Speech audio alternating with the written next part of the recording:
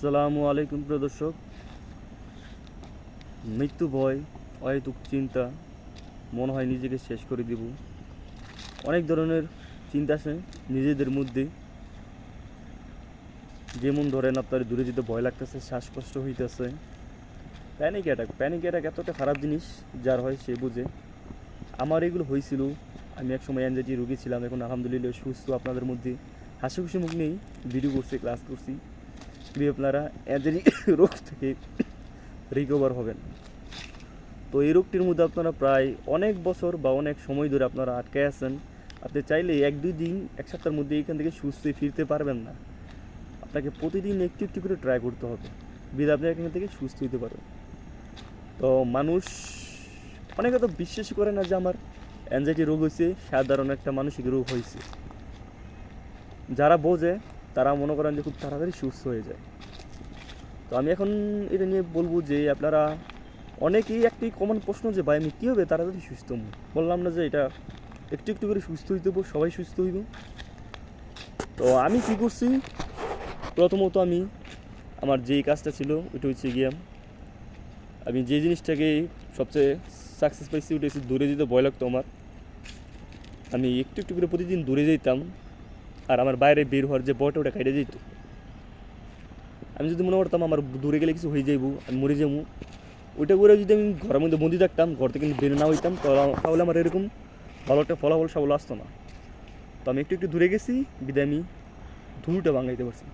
তো পরবর্তী যেই স্টেপ ওইটা হইল গিয়ে, আমি এই আমার যে চিন্তাগুলো আসতো, ঠিক আছে, আমি অনেকবার ট্রাই করছি, আমি ওই চিন্তাগুলো আটকালে লেগে যত আটকাইছি তত বেশি করে চিন্তাগুলো আসছে এবং আমাকে কষ্ট দিছে। তো আমি এগুলোকে বুঝলাম, অবশ্যই সাপোর্ট কারো না কারো সাপোর্ট দরকার হবে। একা একা এই রোগ থেকে কোনোভাবে বের হতে পারবেন না, এটা যতই চেষ্টা করেন না, ঠিক আছে।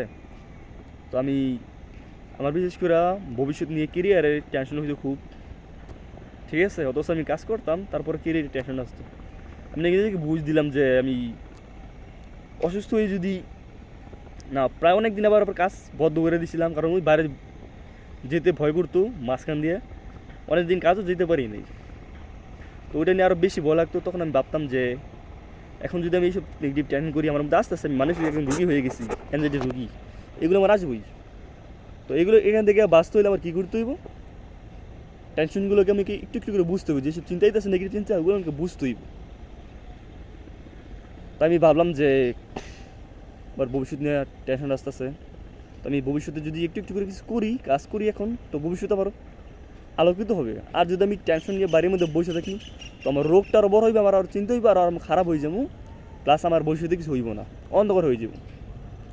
তো এরকম নেগেটিভ টেনশনগুলোকে আমি পজিটিভ করে করে তারপর আমি এই একটু একটু করে আগাইছি। আমার আরেকটা টেনশন আসতো, বিশেষ করে চুল নিয়ে, আমার চুল পরে দিতে সামনে দেওয়া, ওইটা আমার খুব প্যারা দিত। এই টেনশনটা খুবই অসুস্থর মধ্যে ফেলাই দিয়েছিল এই টেনশনটা।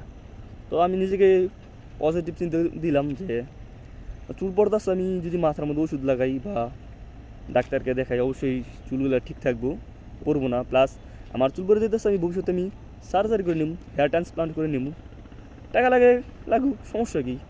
আমি এখন ইনকাম করবো, ভবিষ্যতে টাকা লাগায় সামনে চুল লাগাই নেবো, সমস্যার সমাধান শেষ। তো এইভাবে আমি নিজেকে পজিটিভ দিতাম, একটু একটু করে পজিটিভ দিতাম, নেগেটিভ টেনশনগুলোকে বুঝা আমি আবার ওকেই প্রশ্ন করতাম। তো একটু একটু করে দেখতাম যে আমার 7 দিন, 5 দিন, 10 দিন পর ওই টেনশনগুলো কমে যেতেছে গা, আর ওইরকম খারাপও লাগতেছে না। তো এইভাবে মূলত আমি একটু একটু করে পজিটিভ দিতাম, টেনশনগুলো দূর হইতো। আর আমার যেসব রুটিন ছিল, এই ঠিক সময় ঘুমাই যেতাম 9টার দিকে, এবং 6টার দিকে, 5টার দিকে আগে উঠে দিতাম। উঠা সকালবেলা ব্যায়াম করতাম। যখন আমি সকালবেলা উঠতাম, উঠা ড্রাই ফ্রুট, বাদাম জাতীয় খাবার, কাজু বাদাম, বুট, কাঁচা বুট, বাদাম, এগুলো খাইতাম। খাইয়া তারপর ব্যায়াম করার লেগে সকালবেলা এসে উঠতাম। কারণ ব্যায়াম যদি করেন, আপনার যে একটা হরমোন, ওইটা আপনার ব্যালেন্স ঠিক থাকে হরমোনের, ঠিক আছে, এই কারণে। তো এইভাবে আমি কাউন্সিলিং করাইছি, বিদায় যিনি আমার কাউন্সিলিং করাইছেন উনি আমাকে খুব ঠিক এইভাবেই আমি যেভাবে আপনাদেরকে বলতেছি এই কথাগুলো আমাকে বলছি উনি, এখন আমি নিজের মধ্যে প্রয়োগ করছি, বিদায় নিয়ে একটু একটু করে আমি সুস্থ হয়েছি। তো এগুলো আপনি প্রয়োগ করুন, অবশ্যই আপনি সুস্থ হবেন। আর একা একা আপনি সুস্থ হতে পারবেন না, ঠিক আছে? একজনকে আপনার লাগবেই অবশ্যই।